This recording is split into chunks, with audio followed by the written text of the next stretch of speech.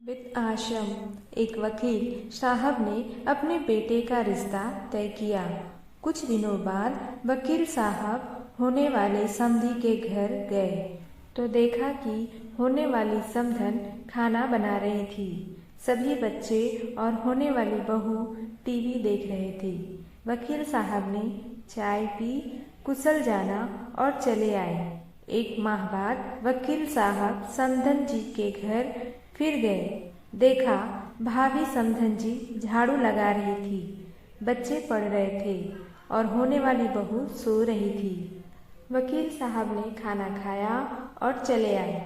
कुछ दिन बाद वकील साहब किसी काम से फिर होने वाले समधी जी के घर गए। घर में जाकर देखा होने वाली समधन बर्तन साफ कर रही थी, बच्चे टीवी देख रहे थे और होने वाली बहू खुद के हाथों में नेल पेंट लगा रही थी। वकील साहब ने घर आए, गहन सोच विचार कर लड़की वाले के यहाँ खबर पहुँचाई कि हमें ये रिश्ता मंजूर नहीं है।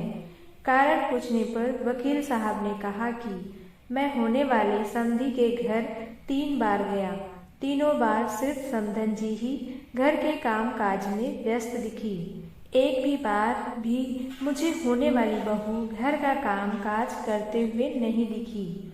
जो बेटी अपनी सगी माँ को हर समय काम में व्यस्त पाकर भी उनकी मदद करने का ना सोचे, उम्र दराज माँ से कम उम्र की जवान होकर भी स्वयं की माँ का हाथ बटाने का जज्बा ना रखे, वो किसी और की माँ और किसी अपरिचित परिवार के बारे में क्या सोचेगी। मुझे अपने बेटे के लिए एक बहू की आवश्यकता है, किसी गुलदस्ते की नहीं जो किसी फ्लावर पॉट में सजाया जाए।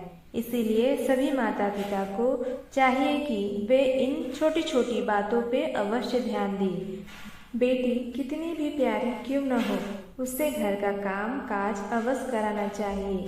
समय समय पर डांटना भी चाहिए, जिससे ससुराल में ज़्यादा काम पड़ने या डांट पड़ने पर उसके द्वारा गलत करने की कोशिश न की जाए।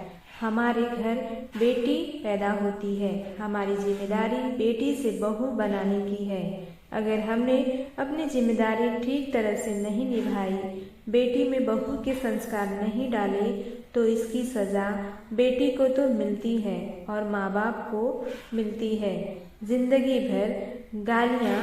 हर किसी को सुंदर सुशील बहू चाहिए, लेकिन भाइयों जब हम अपनी बेटियों में एक अच्छी बहू के संस्कार डालेंगे तभी तो हमें संस्कारी बहू मिलेगी।